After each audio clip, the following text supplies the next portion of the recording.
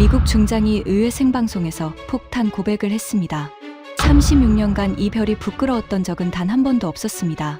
하지만 그날 밤 사막에서 저는 처음으로 이별이 부끄러웠습니다. 미국이 발칵 뒤집혔습니다. 53발의 미사일이 쏟아진 그날 밤 미국의 패트리엇은 19발을 놓쳤습니다. 그 19발을 전부 잡아낸 건 미국도 영국도 이스라엘도 아니었습니다. 25조 원짜리 입찰에서 에어컨이나 만드는 나라라고 비웃었던 바로 그 나라였습니다. 그리고 전투가 끝난 뒤 벌어진 일에 미국 장성은 무릎을 꿇었습니다. 그 충격적인 전말을 지금 공개합니다. 시작하기 전 구독과 좋아요, 그리고 대한민국 화이팅 댓글로 한국을 응원해주세요. 패트리엇이 놓쳤습니다. 53발의 미사일이 리야드를 향해 쏟아지고 있었습니다.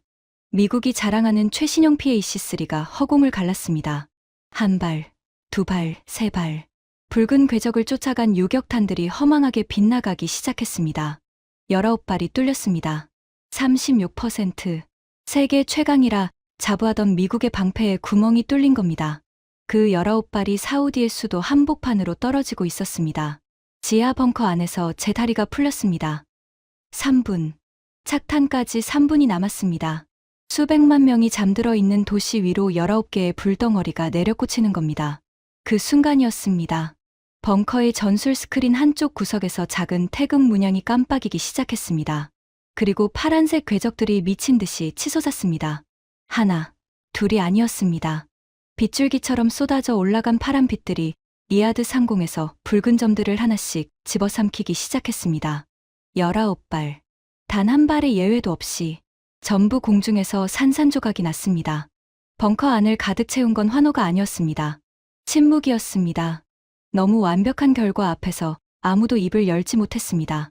하지만 그 침묵 속에서 가장 깊은 충격을 받은 건 사우디 장교들이 아니었습니다. 바로 저였습니다. 저는 제임스 랜돌프입니다. 미합 중국 육군 중장으로 예편했고 중부사령부 부사령관 겸 중동 방공작전 총괄을 지냈습니다. 36년간 이 별을 달고 전장을 누빈 군인입니다. 걸프전 때 바그다드 상공에서 스커드를 잡았고 이라크전 때 바스라 방공망을 설계했습니다. 중동의 하늘은 제가 지켜왔다고 자부했던 사람입니다. 그런 제가 그날 밤 느낀 건 분노도 아니고 당혹도 아니었습니다. 부끄러움이었습니다. 가슴에 달린 3개의 별이 이렇게 무거웠던 적은 36년 군 생활 통틀어 처음이었습니다. 제가 그 자리에 있었던 건 우연이 아닙니다. 모든 건 석 달 전 이 사막에 발을 디딘 순간부터 시작됐습니다.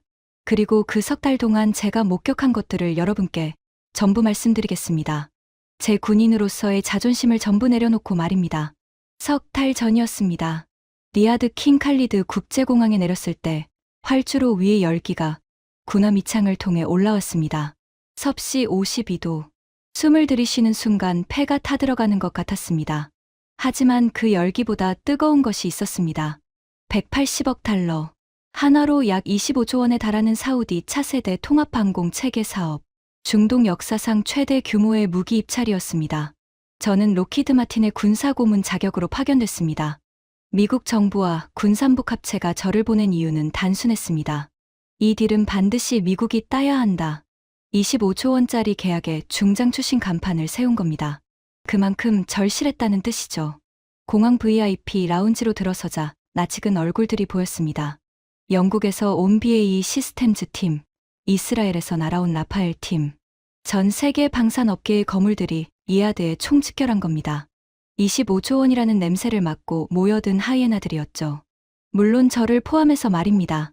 그런데 라운지 한쪽 구석에 낯선 팀이 하나 있었습니다.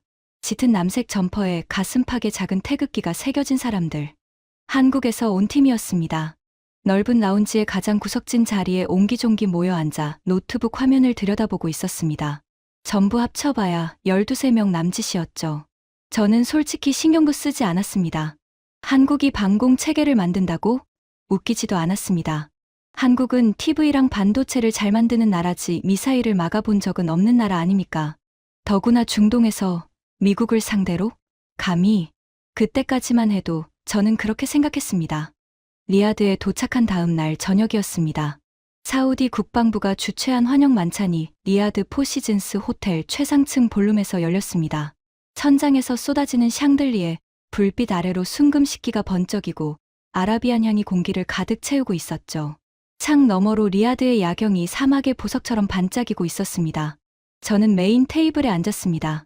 오른쪽에는 로키드 마틴 중동 총괄 부사장 마이클 크로포드가 위스키 온더락을 흔들며 자리 잡고 있었고, 왼쪽에는 BAE 시스템즈 전략고문 나이젤 하딩턴이 은색 커프스링크를 매만지며 앉아 있었습니다. 맞은편에는 이스라엘 라파엘의 수출 총괄 이탄 골드버그가 팔짱을 끼고 뒤로 기대어 있었죠. 방산업계에서 이 세 사람을 모르면 간첩입니다. 크로포드는 중동에서 20년간 미국 무기를 팔아온 세일즈의 제왕이었습니다. 턱이 넓고 목이 두꺼운 전형적인 텍사스 출신으로 목소리가 방 하나를 가득 채울 만큼 컸죠. 하딩턴은 영국 귀족 출신답게 말끝마다 가시를 숨기는 재주가 있었습니다. 겉은 완벽한 신사인데 등 뒤에서는 칼을 갈고 있는 타입이었죠. 골드버그는 이스라엘 군 정보국 출신으로 차갑고 날카로운 눈빛이 인상적이었습니다. 아이언돔을 전 세계에 팔아치운 장본인이기도 했죠. 만찬이 한창 무르익을 때였습니다. 크로포드가 위스키를 한 모금 삼키더니 볼룸 한쪽 구석에 앉아있는 한국팀을 턱으로 가리켰습니다. 저것 좀 봐. 한국에서도 왔더라고. 그의 두꺼운 입술이 비죽 올라갔습니다. 뭘 팔러 온 건지는 모르겠는데 에어컨이랑 냉장고를 들고 온 건 아니겠지? 테이블에서 웃음이 터졌습니다. 저도 웃었습니다. 솔직히 재미있다고 생각했으니까요. 하딩턴이 와인잔을 기울이며 거들었습니다. 한국이 만든다는 그 방공 책의 이름이 뭐였더라? 천궁이었나? 카탈로그는 제법 화려하더군요. 하지만 카탈로그가 전장에서 미사일을 막아주진 않죠. 그의 회색 눈동자가 차갑게 빛났습니다. 실전 기록이 단 한 줄이라도 있습니까? 없잖아요. 시험장에서 100번 성공해봤자 전장에서 한 번 실패하면 도시가 사라지는 겁니다. 사우디 왕실이 그 도박을 하겠습니까? 골드버그가 팔짱을 풀며 끼어들었습니다. 입꼬리가 한쪽으로 비뚤어져 올라가 있었습니다. 우리 이스라엘은 하마스 로켓을 수천 발 막아봤어요. 미국은 걸프전부터 스커드를 잡았고 영국도 포클랜드에서 검증됐죠. 그가 손가락으로 테이블을 톡톡 두드렸습니다. 한국은 뭘 막아봤습니까? 아무것도요. 아이언돔 하나 만들어보지 못한 나라가 25조 원짜리 방공 체계를 팔겠다. 솔직히 여기 앉아있는 것 자체가 용감한 겁니다. 세 사람이 동시에 웃었습니다. 저도 고개를 끄덕였습니다. 맞는 말이라고 생각했으니까요. 한국이 여기서 뭘 할 수 있겠습니까? 미국 패트리엇의 아성을 무너뜨리겠다고? 아이언돔을 이기겠다고? 웃기지도 않는 소리였습니다. 하지만 크로포드는 거기서 멈추지 않았습니다. 위스키를 한 잔 더 비우더니 목소리를 높였습니다. 내가 사우디 국방부 차관한테 확실히 말해뒀어. 한국 무기를 사면 미국이 중동 안보 파트너십을 재검토하겠다고. 그 말에 저는 잠깐 눈살을 찌푸렸습니다. 영업이야 이해하지만 그건 사실상 협박이었으니까요. 하지만 입 밖으로 내지는 않았습니다. 하딩턴이 냅킨으로 입가를 닦으며 슬쩍 미소 지었습니다. 저도 비슷한 이야기를 왕실 쪽에 전했습니다. 영국 정보기관과의 공유 채널이 축소될 수도 있다는 우려를 넌지시 말이죠. 골드버그도 어깨를 으쓱하며 말했습니다. 우리도 마찬가지예요.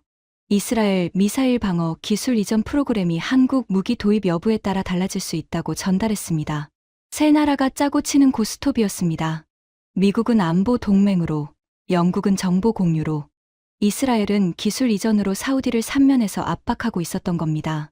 한국이 기술적으로 아무리 좋아봤자 이 정치적 포위망을 뚫을 수는 없을 거라고 확신했습니다. 크로포드가 자리에서 일어서며 한국팀이 앉아있는 쪽을 향해 잔을 들었습니다. 저 친구들한테 전해줘. 리야드까지 왔으니 관광이나 실컷 하고 가라고. 피라미드는 이집트지만 사막은 여기가 더 멋지거든. 볼룸 한쪽에서 또 한 차례 웃음이 터졌습니다. 저는 그 웃음 소리 속에서 묘하게 거슬리는 감정 하나를 느꼈지만 대수롭지 않게 넘겼습니다. 그런데 그 만찬이 끝나갈 무렵이었습니다. 한국팀 쪽을 무심코 한 번 더 바라봤습니다. 그 12~13명은 여전히 구석에 앉아 있었습니다. 화려한 식기엔 손도 대지 않은 채 노트북과 서류만 들여다보고 있더군요. 양복 대신 기능성 점퍼를 입고 있었고 와인잔 대신 생수병을 돌려 마시고 있었습니다. 그중 한 사람이 눈에 밟혔습니다. 선글라스를 머리 위에 올려놓은 채 서류를 넘기고 있던 남자. 넓은 어깨에 검게 그을린 얼굴. 군인 특유의 자세가 양복 안에서도 감춰지지 않더군요. 나중에 안 사실이지만 그가 한국팀의 현장 총책임자 박준혁 대령이었습니다. 그 남자가 고개를 들어 우리 쪽을 한번 봤습니다. 저와 눈이 마주쳤죠. 분노도 아니고 위축도 아닌 그 눈빛. 뭐라 표현해야 할까요? 마치 폭풍이 오기 전 바다처럼 고요한데 그 아래 뭔가 거대한 것이 움직이고 있는 것 같은 느낌이었습니다. 0.5초 정도였을 겁니다. 그는 다시 서류로 시선을 내렸고 저도 위스키 잔으로 눈을 돌렸습니다. 그때는 몰랐습니다. 그 0.5초의 눈빛이 석 달 뒤 제 인생을 통째로 뒤집어 놓을 줄은요. 만찬이 있고 이틀 뒤였습니다. 사우디 국방부가 입찰 참가국 전체에 통보를 보냈습니다. 리야드 남쪽 300km 지점의 술라이일 사막 극비 시험장에서 1차 실전 환경 평가를 실시한다는 내용이었습니다. 시험 항목은 3가지였습니다. 섭씨 55도 이상 극한 고온 작동, 초속 25m 모래 폭풍 환경 레이더 정상 가동, 그리고 이동 표적에 대한 실시간 추적 정확도, 중동에서 무기를 팔려면 이 3가지를 통과해야 했습니다. 사막의 관문이었죠. 시험장에 도착했을 때 코를 찌르는 건 뜨거운 공기의 냄새도 아니고 모래 냄새도 아니었습니다. 금속이 달궈지는 냄새였습니다. 차량 외판이 맨손으로 잡으면 화상을 입을 정도로 뜨거웠습니다. 지면의 열기가 군화를 뚫고 발바닥을 지져대는 것 같았죠. 보호 고글 없이는 3분도 눈을 뜨고 있을 수 없었습니다. 미국 팀은 대형 수송기 3대 분량의 장비를 가져왔습니다. 최신형 PAC-3 MSE 포대와 지원 장비, 기술진 85명, 로키드 마틴의 위상에 걸맞은 대규모 전개였죠. 영국 BAE 팀도 중거리 방공 체계와 기술진 60명을 끌고 왔습니다. 이스라엘 라파엘은 아이언돔 수출용 시스템과 다비드 슬링 체계를 세팅하며 기술진 45명이 분주하게 움직이고 있었습니다. 한국팀은 장비 컨테이너 4개와 기술진 28명이었습니다.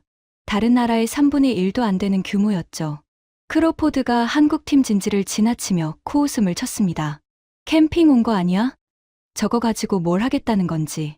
하딩턴이 선글라스 너머로 한국팀을 흘끔 보며 말했습니다. 장비가 적다는 건 자신이 없다는 뜻이겠죠. 아마 시험만 보여주고 돌아갈 생각일 겁니다. 골드버그는 아예 한국팀 쪽을 쳐다보지도 않았습니다. 시험 첫날이 밝았습니다. 아니 밝았다는 표현이 맞는지 모르겠습니다. 동쪽 지평선에서 해가 올라오는 순간부터 공기가 불에 달궈진 쇠처럼 변했으니까요. 아침 8시에 이미 섭씨 48도. 정오를 향해 가면서 온도계 수은주가 미친 듯이 치솟았습니다. 그리고 오후 1시. 시험 시작 1시간 전에 서쪽 지평선에서 누런 벽이 밀려오기 시작했습니다. 모래 폭풍이었습니다. 사막에서 나고 자란 사우디 군인들조차 고개를 돌릴 정도의 강도였습니다. 초속 30m가 넘는 모래 입자가 피부를 때리는 건 사포로 얼굴을 문지르는 것과 같았습니다. 장갑차 외판에 모래가 부딪히는 소리가 우박이 내리치는 것처럼 들렸죠. 미국 팀 진지에서 먼저 연락이 왔습니다. 로키드 마틴 현장 책임자가 사우디 국방부 평가위원단에 공식 요청을 보냈습니다. 모래 폭풍으로 인해 레이더 먼지 유입 위험이 크다. 장비 보호를 위해 시험을 2주 뒤로 연기해달라. 저는 그게 당연한 판단이라고 생각했습니다. 수천억 원짜리 장비를 모래 폭풍에 그대로 노출시킨다는 건 미친 짓이니까요. 20분 뒤에 영국 팀도 같은 요청을 보냈습니다. 하딩턴이 직접 사우디 국방부 차관에게 전화해서 정중하게 설명했죠. 장비 안전이 최우선이라고. 이스라엘 팀도 마찬가지였습니다.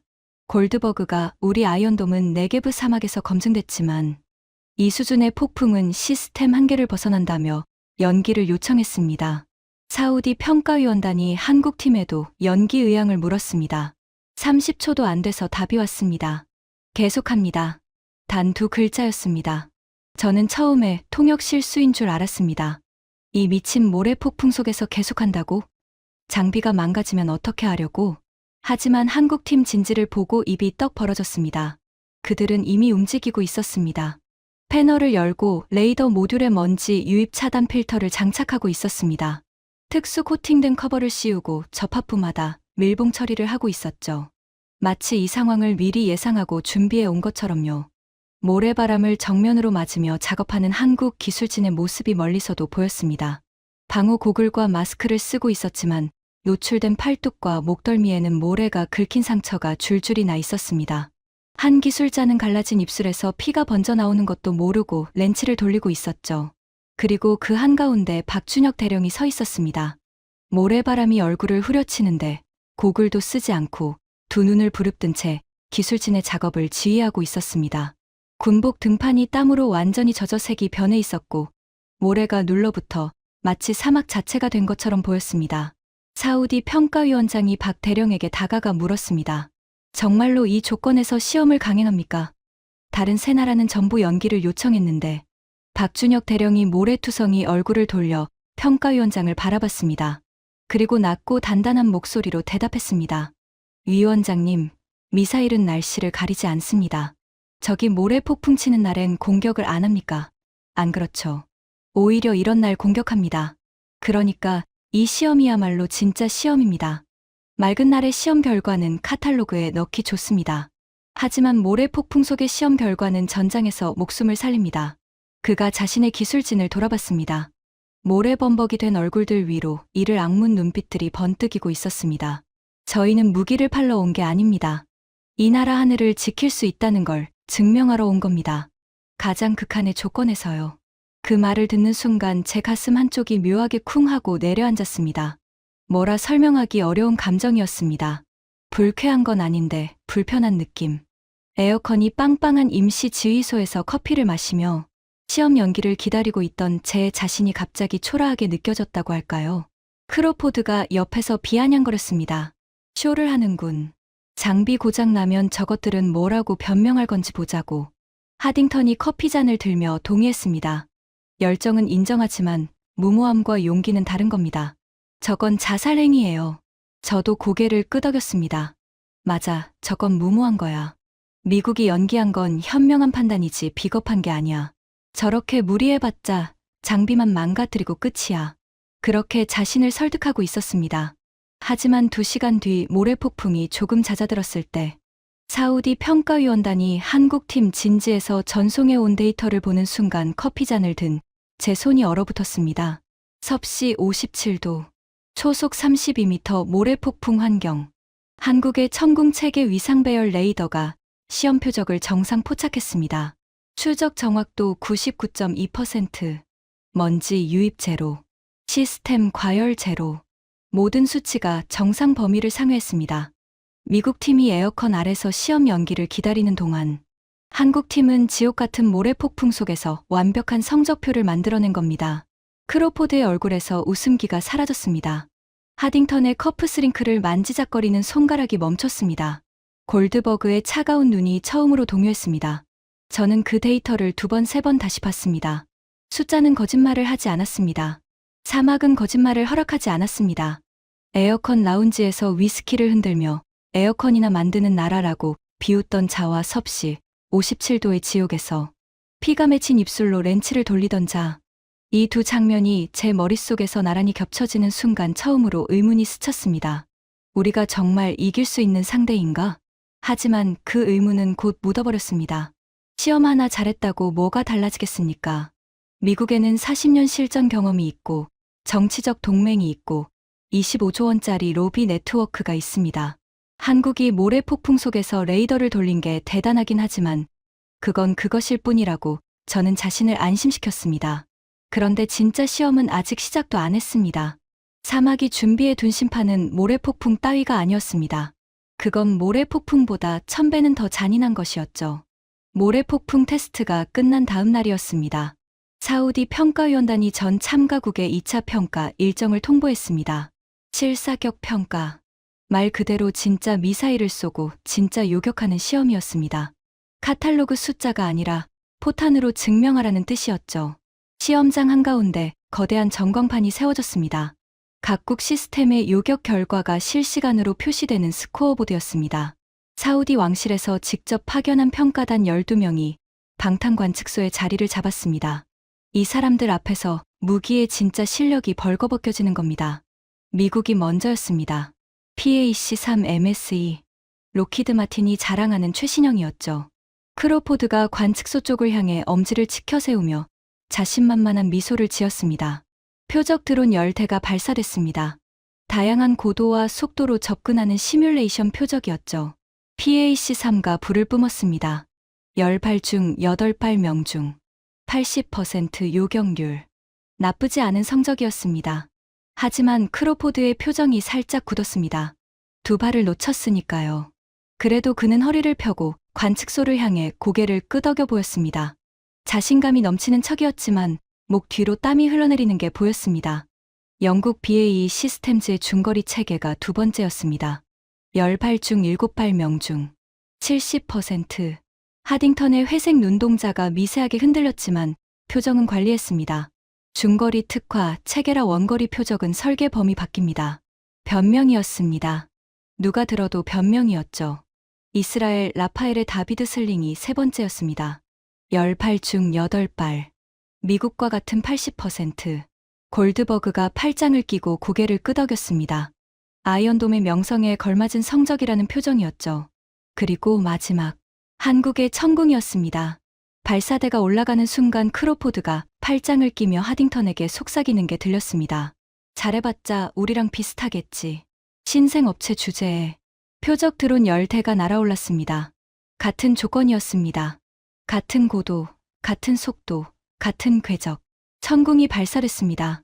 콜드 론칭으로 공중에 먼저 튕겨오른 뒤 점화하는 한국 특유의 방식.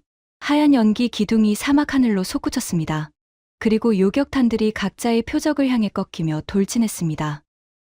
쾅, 쾅, 쾅, 쾅, 쾅.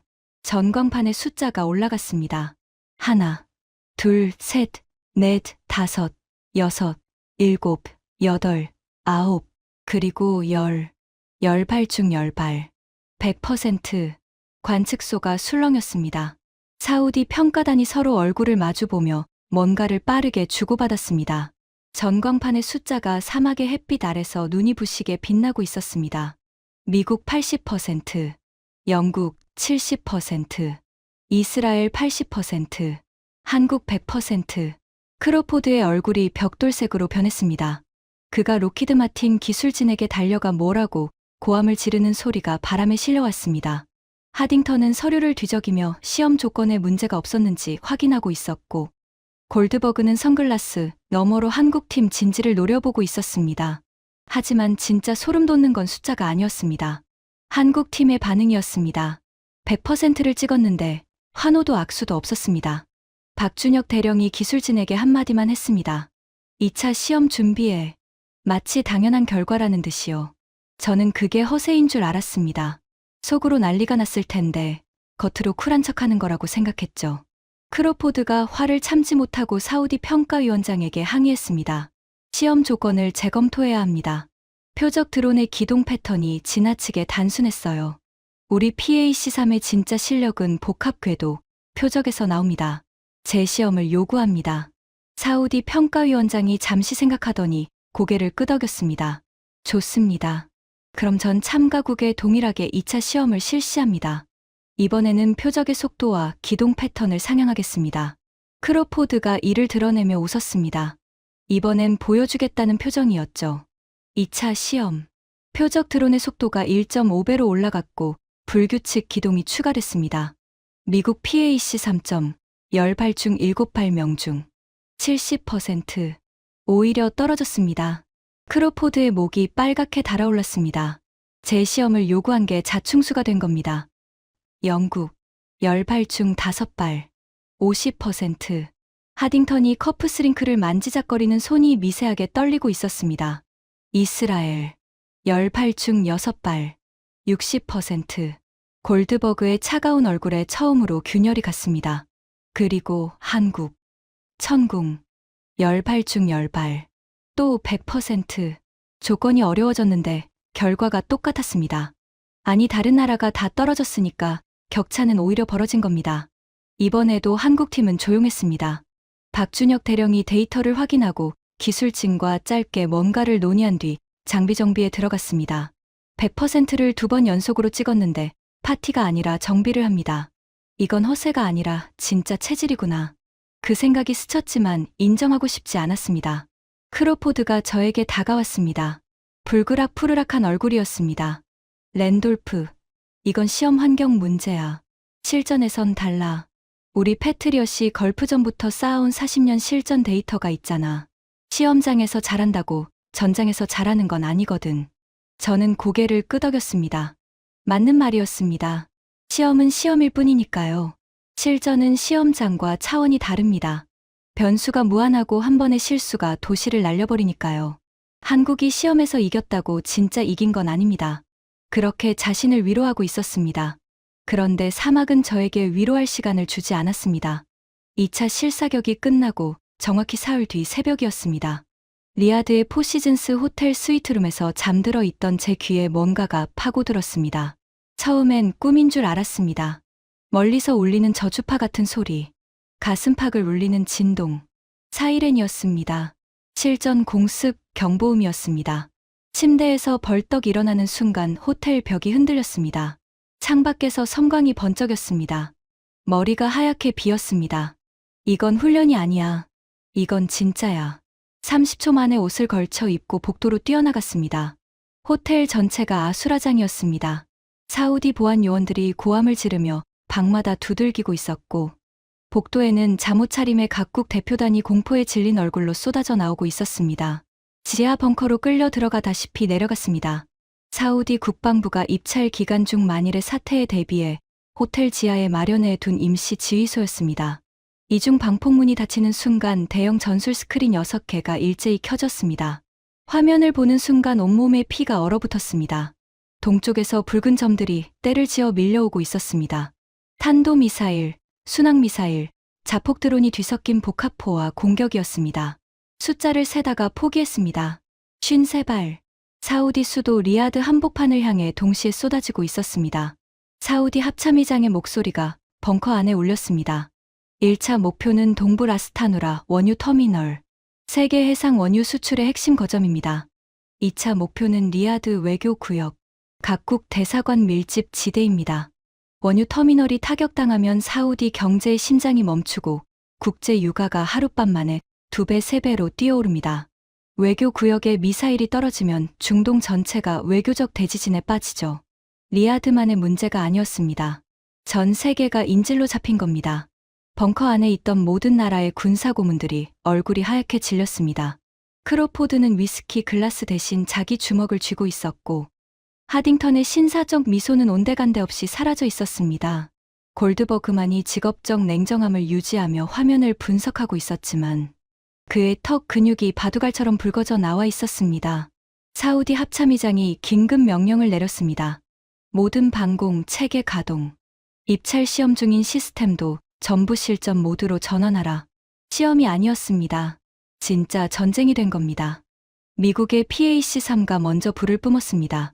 40년 실전 경험의 패트리엇이 리야드의 마지막 방패로 나선 겁니다. 저는 그 순간만큼은 확신했습니다. 시험장에서는 한국에 밀렸을지 몰라도 실전은 우리의 영역이다. 패트리엇은 걸프전부터 전장에서 단련된 무기다. 진짜 미사일 앞에서 진짜 실력이 나올 거라고. PAC-3의 요격탄이 하늘로 치솟았습니다. 붉은 궤적을 향해 돌진하는 흰 빗줄기들. 제 심장이 미친 듯이 뛰었습니다. 명중. 첫 발이 적 미사일을 공중에서 부셨습니다. 두 번째도 명중. 세 번째도. 하지만 네 번째부터 흰 빗줄기가 빗나가기 시작했습니다. 다섯 번째도 놓쳤습니다. 여섯 번째는 표적 근처에도 가지 못하고 허공에서 자폭했습니다.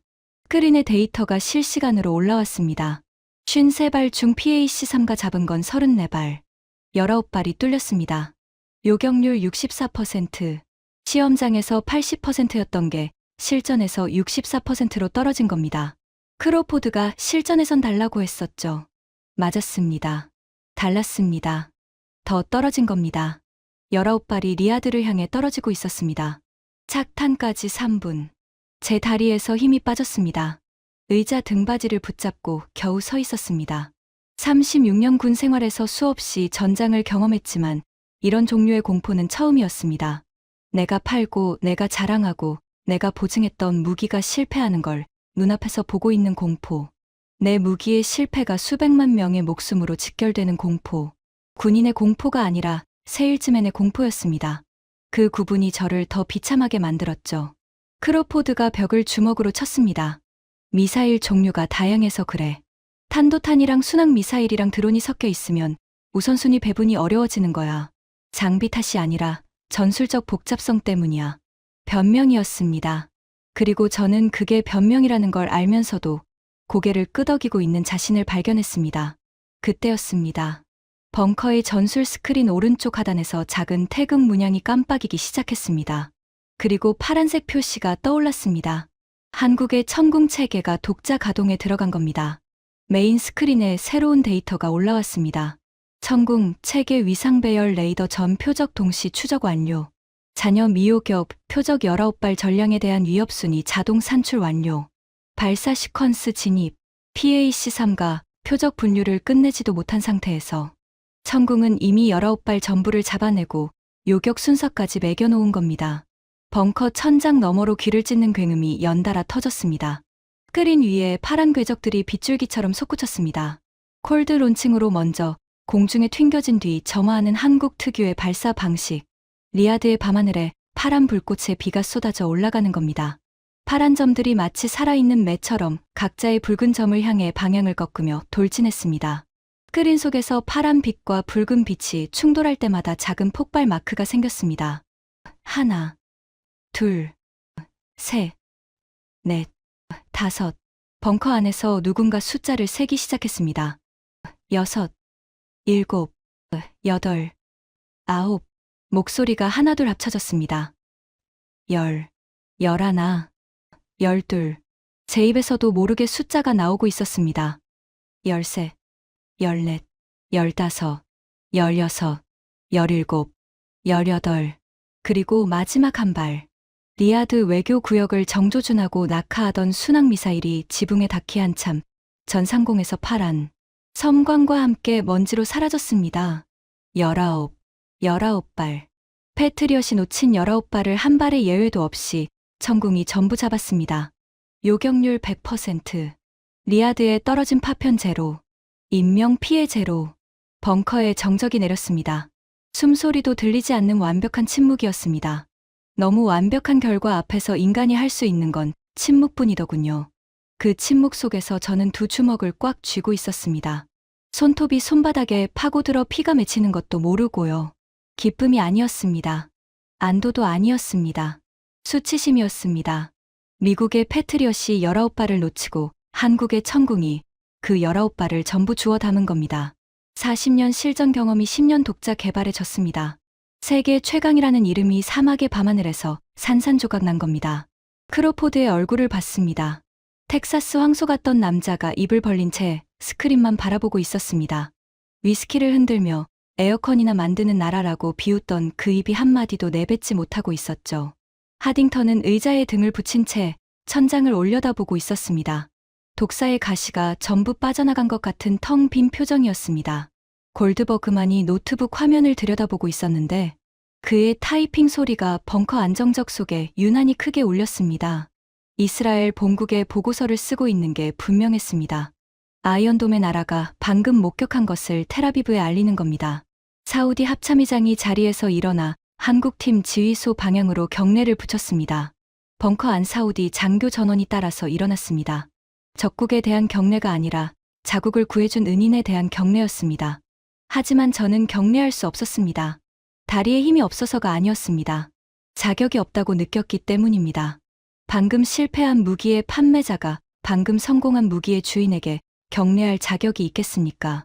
환호와 안도의 소란 속에서 저 혼자만 의자에 주저앉아 있었습니다. 그런데 그 환호가 채 1시간도 가지 못했습니다. 하늘의 마지막 불씨가 꺼지고 동쪽 사막, 능선 너머로 새벽의 푸르스름한 기운이 겨우 고개를 내밀던 시각이었습니다. 밤새 스크린에 눈을 받고 있느라 충혈된 눈을 비비고 있을 때 해상정보 담당관이 의자를 박차고 벌떡 일어섰습니다. 페르시아만에서 대규모 이상 징후 포착, 정체불명 소형 선박 수백 척이 급속 집결 중입니다. 하늘 공격이 완전히 실패로 돌아가자 전혀 다른 방향으로 사우디의 숨통을 쥐려온 겁니다. 바다였습니다. 여러분, 페르시아만이 어떤 바다인지 아십니까? 전 세계 바다를 통해 운반되는 원유의 거의 5분의 1이 매일 이 좁은 물길을 지나갑니다. 가장 좁은 목인 호르무즈 해협은 폭이 고작 55km. 초대형 유조선 2척이 겨우 비켜갈 수 있는 좁은 병목이죠. 누군가 이 해협을 틀어막으면 사우디의 원유 수출이 마비되는 건 물론이고 전 세계 공장 불이 꺼지고 지구 반대편 서울의 주유소 기름값까지 하루 만에 두세 배로 뜁니다. 이 좁은 바닷길 하나가 70억 인구의 일상을 쥐고 흔들 수 있는 급소인 겁니다. 끓이니 해상 전술 모드로 전환됐습니다. 눈앞에 펼쳐진 광경에 신음이 새어나왔습니다. 페르시아만 전역에 걸쳐 수백 개의 작은 점들이 무질서하게 움직이고 있었습니다. 대형 군함이 아니었습니다. 어부의 나룻배나 소형 보트와 다를 바 없는 크기의 고속정 수백 척이었습니다. 군 표식도 없고 군복을 입은 인원도 보이지 않았습니다. 그냥 민간 선박처럼 보였죠. 하지만 속도가 문제였습니다. 그 작은 배들이 시속 110km가 넘는 속도로 바다 위를 가르고 있었습니다. 날아다닌다는 표현이 맞을 정도였죠.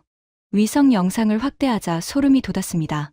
갑판 덮개 아래에 중화기와 대전차 로켓이 장착되어 있었고 일부에는 소형 어뢰까지 적재되어 있었습니다. 양의 탈을 쓴 늑대 수백 마리가 바다 위에 풀려나온 겁니다. 그리고 더 무서운 정보가 들어왔습니다.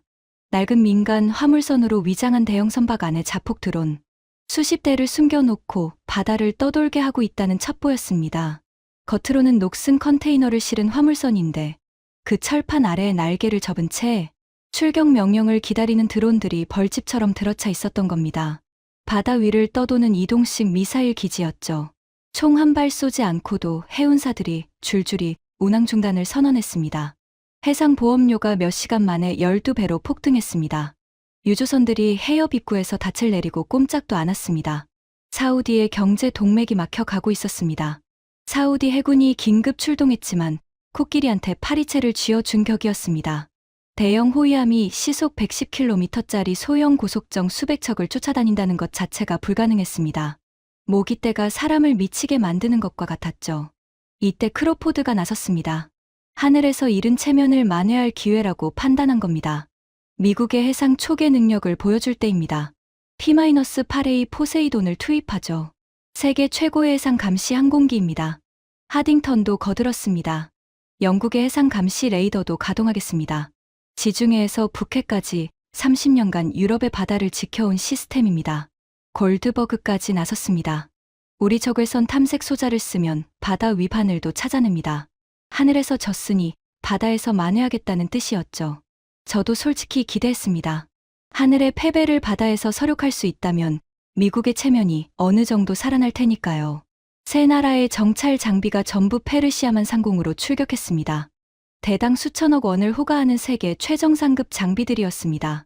하지만 시간이 흐를수록 돌아오는 보고는 절망 그 자체였습니다.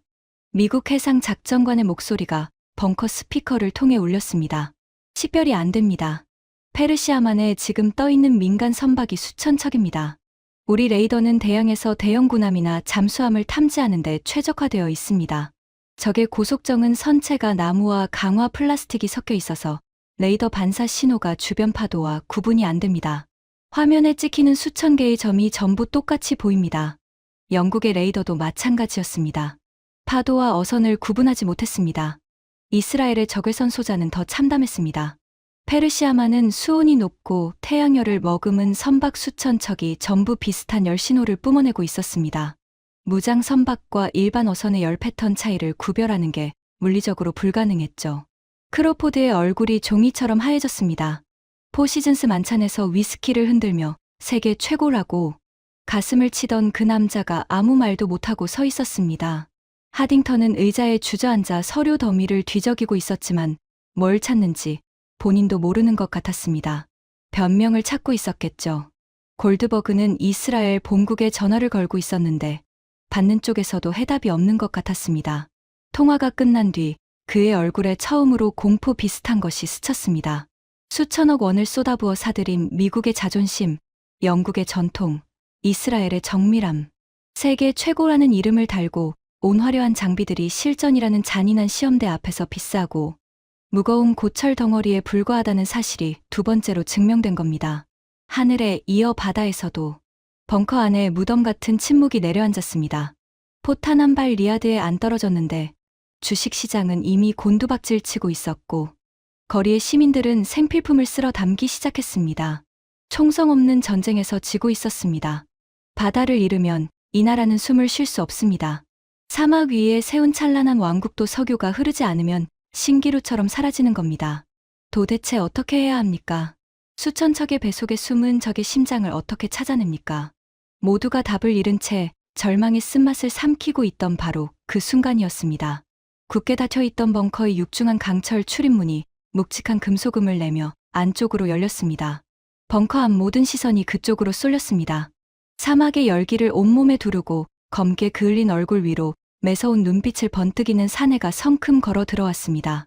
넓은 어깨에 짙은 사막 위장복, 가슴에 선명한 태극 마크, 모래먼지가 옷 위에 얇게 앉아 있었지만 그 먼지마저 훈장처럼 보였습니다. 박준혁 대령이었습니다.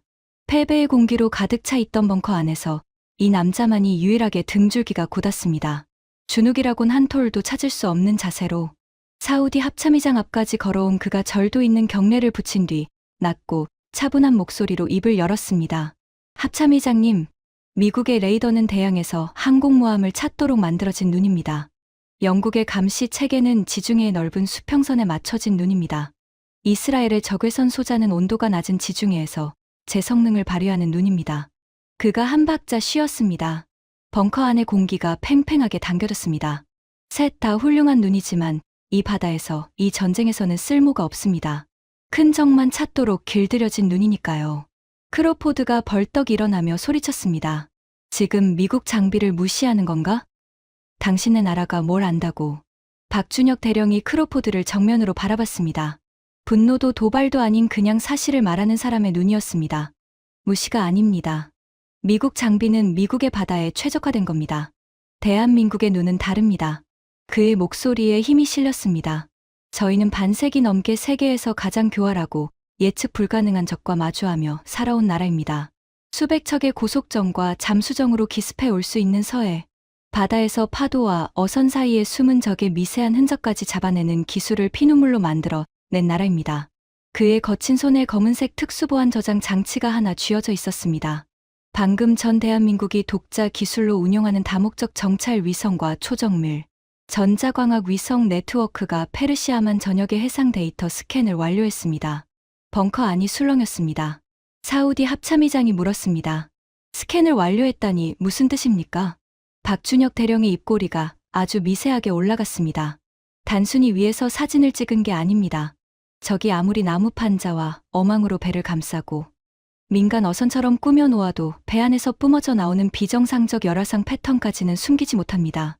무장 고속정의 엔진은 일반 어선과 발열 구조가 다르고 드론 모함의 화물칸 내부 온도는 완전히 다른 열 지문을 남깁니다. 거기에 군용 암호 통신의 미세한 전파 징후까지 우리 위성이 전부 잡아냈습니다. 그가 보안 장치를 높이 들어올렸습니다. 이 안에 적의 무장 고속정 28척의 정확한 좌표와 위장 드론 모함 4척의 실시간 위치가 담겨 있습니다. 수천 척의 민간 선박 속에서 적만 곤란에 벗겨 놓았습니다. 하나도 빠짐없이 미국의 눈으로도 영국의 눈으로도 이스라엘의 눈으로도 못 찾은 적을 대한민국이 우주에서 내려다보며 한 척 남김없이 잡아낸 겁니다.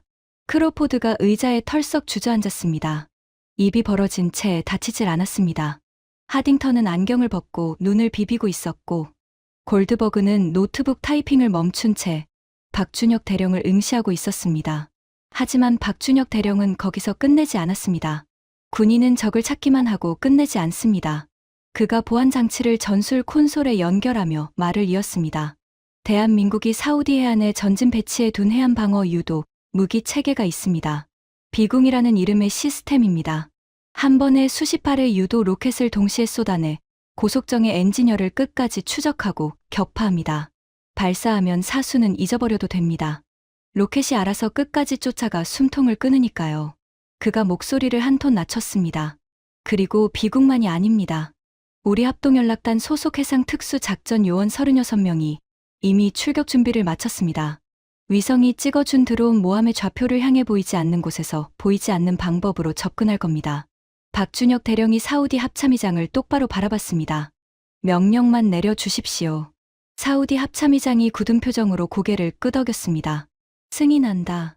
박준혁 대령의 손가락이 전술 콘솔의 통신 버튼을 눌렀습니다. 해안방어 진지, 타격 시작, 특수작전, 침투 돌입. 단 2마디였습니다. 하지만 그 짧은 명령이 페르시아만 전체를 뒤흔들어 놓을 참이었습니다.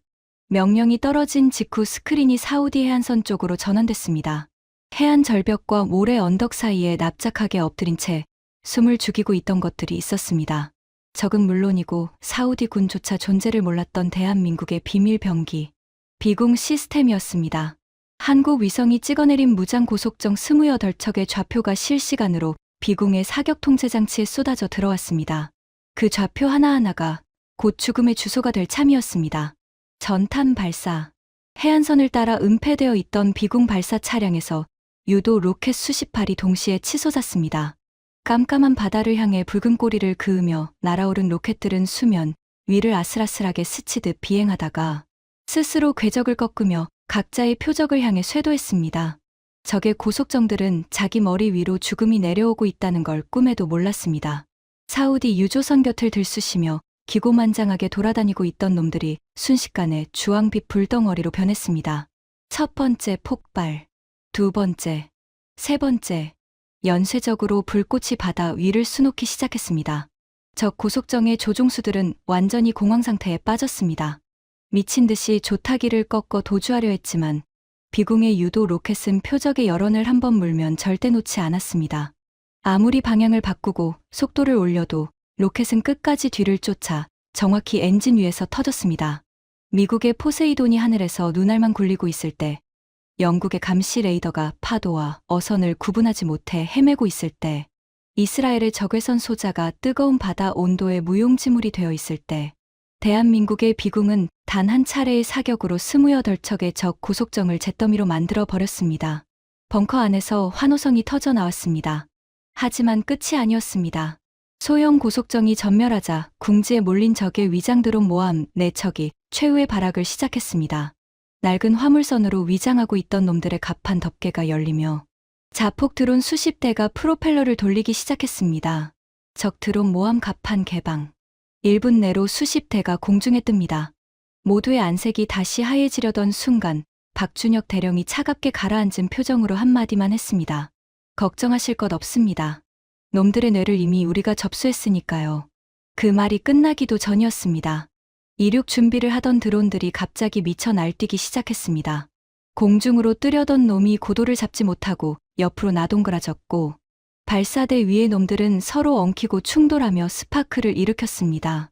어떤 놈은 엔진이 꺼지며 갑판 아래로 처박혔고 또 어떤 놈은 방향을 정반대로 틀더니 바다를 향해 곤두박질 쳤습니다. 단 한 대도 정상적으로 하늘에 오르지 못했습니다. 박준혁 대령이 설명했습니다. 보이지 않는 전파의 전쟁입니다.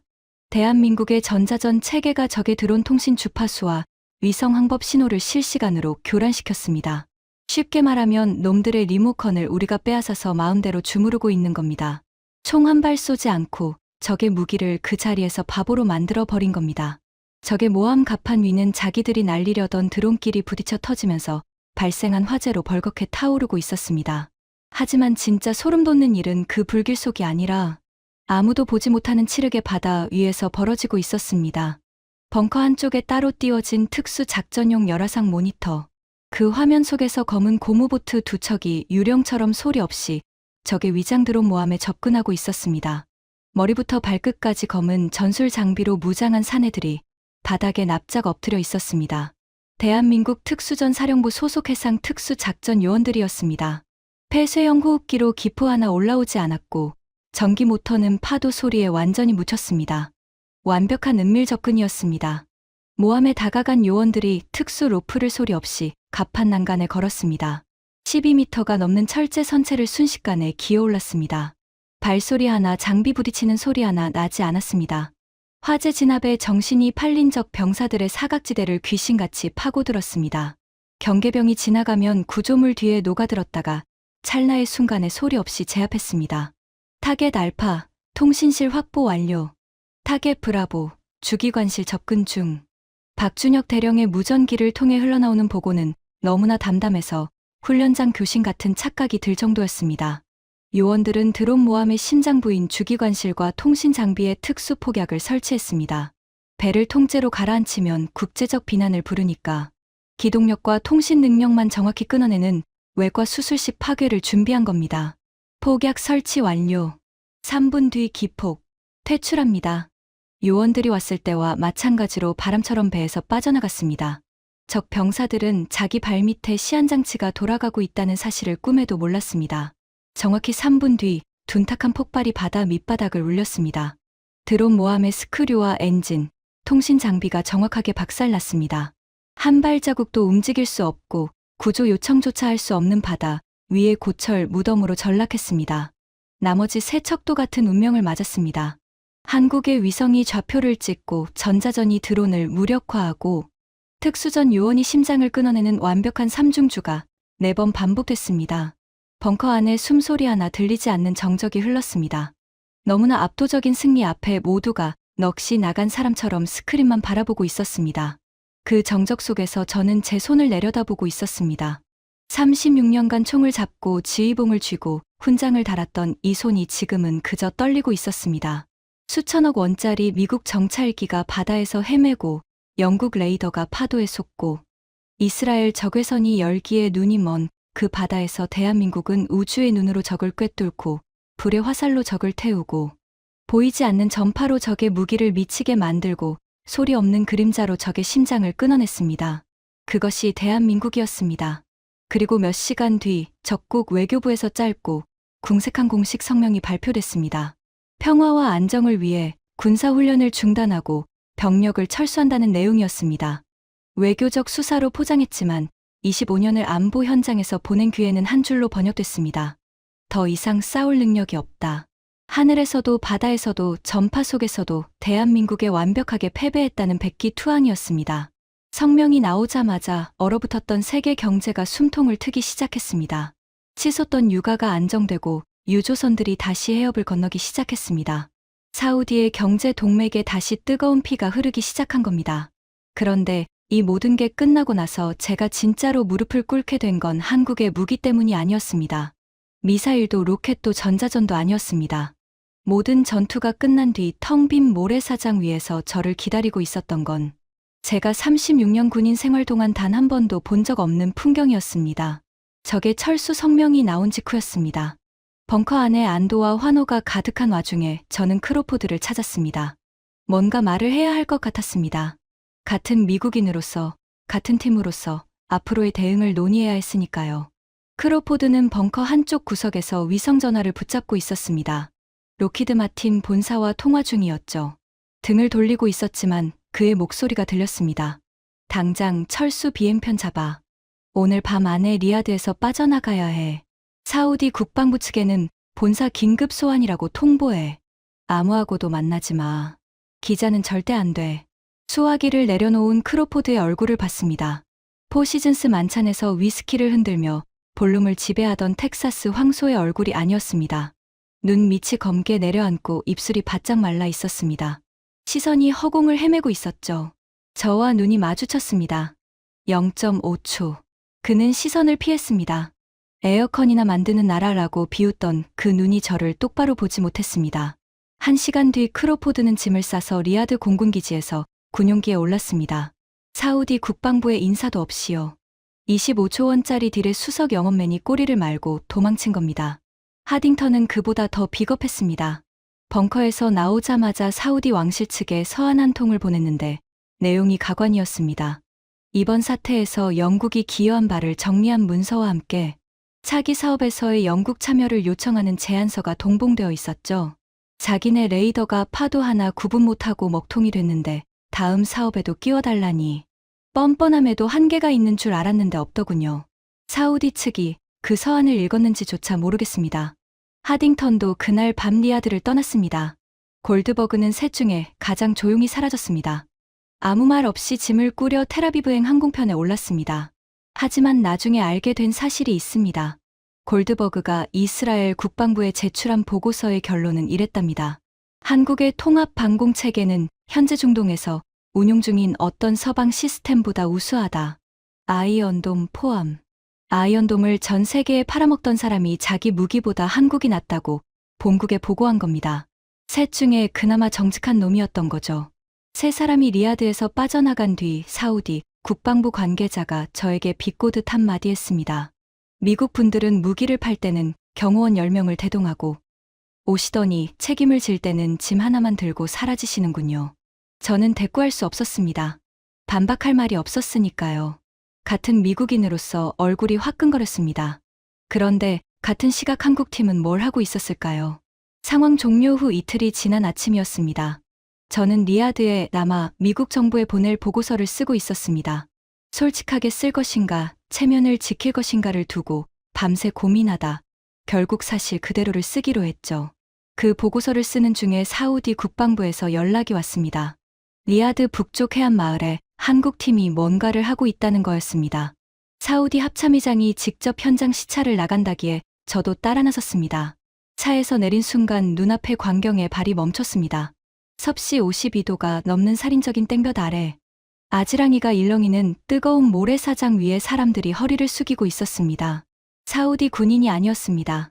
짙은 한국군 위장복 위에 무거운 방호 장비까지 걸친 사람들이었습니다. 한국합동연락단 소속 병사들과 공병대원들이었죠. 그들이 뭘 하고 있었냐고요. 한 손에는 금속 탐지기를, 다른 손에는 작은 집게를 들고 넓은 백사장을 말 그대로 한 뼘 한 뼘 기어다니듯 훑고 있었습니다. 며칠 전 밤하늘에서 천궁 체계가 적의 미사일을 산산조각 냈을 때 대기권에서 타다 남은 손톱만한 금속 파편들이 혹시라도 모래 속에 박혀 있을까봐 그것들을 하나하나 찾아내 수거하고 있었던 겁니다. 온몸이 땀으로 흠뻑 젖어 군복색이 변해 있었습니다. 방호 장비의 열기 때문에 숨조차 제대로 쉬기 힘들어 보였죠. 하지만 작업은 놀라울 정도로 꼼꼼하고 집요했습니다. 저는 이해가 안 됐습니다. 현장을 지휘하던 한국군 장교에게 다가갔습니다. 대령, 지금 뭘 하는 겁니까? 전투는 며칠 전에 끝났잖소. 이건 사우디 쪽에서 민간 인력을 불러 처리해도 되는 단순 수거 작업 아닙니까? 당신 부하들은 사흘 전에 적 군함 심장부를 폭파시킨 특수 전력이오. 왜 이 땡볕에 남의 나라 모래밭을 뒤지고 있는 겁니까? 그 장교가 소매로 땀을 훔치며 미소를 지었습니다. 너무나 당연하다는 듯이요. 장군님, 전투는 끝났을지 몰라도 군인의 임무는 끝나지 않았습니다. 그가 모래 속에서 집어올린 작은 금속 조각을 제 눈앞에 들어 보였습니다.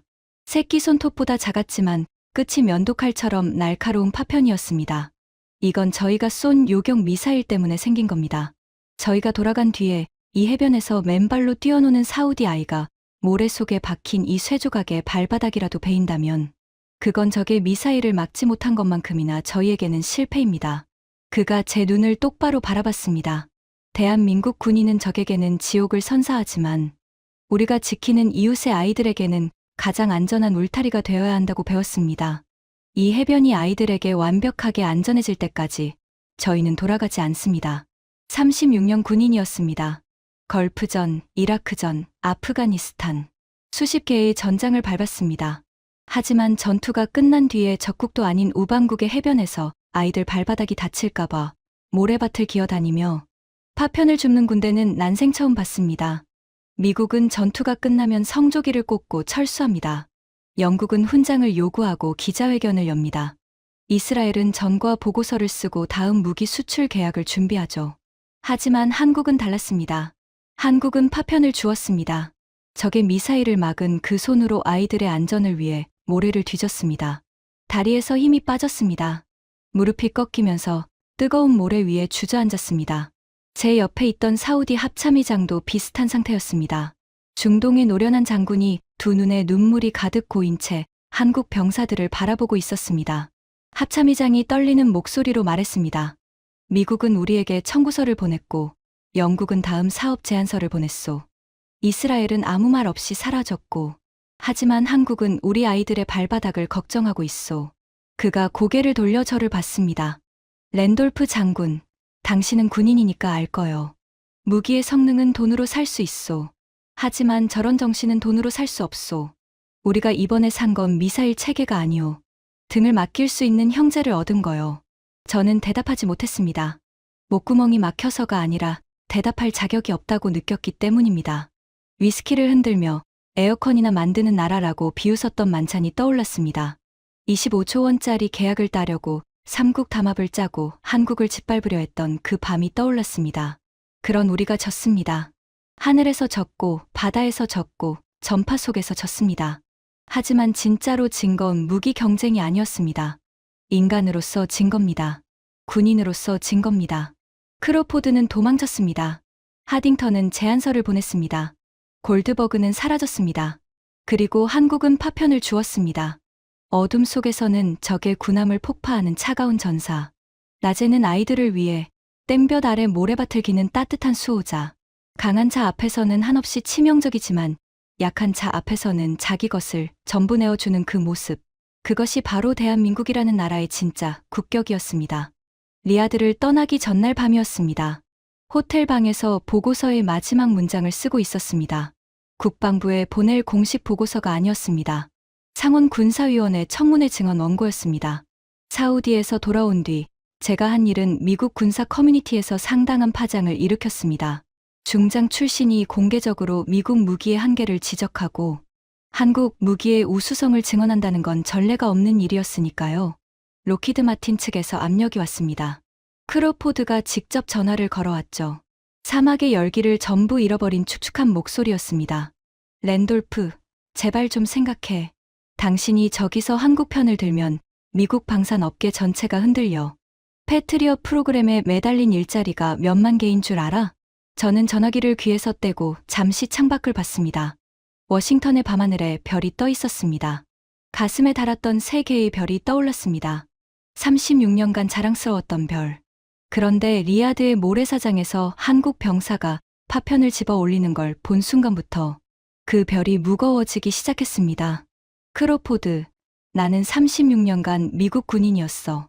하지만 군인이기 전에 진실을 말할 줄 아는 인간이고 싶네. 내가 본 것을 말하겠어. 미국이 듣기 싫어하더라도. 전화를 끊었습니다. 청문회 당일이었습니다. 상원 군사위원회 회의장은 빈자리 없이 꽉 차 있었습니다. 카메라 플래시가 터지고 기자들의 펜이 분주히 움직였습니다. 위원장이 물었습니다.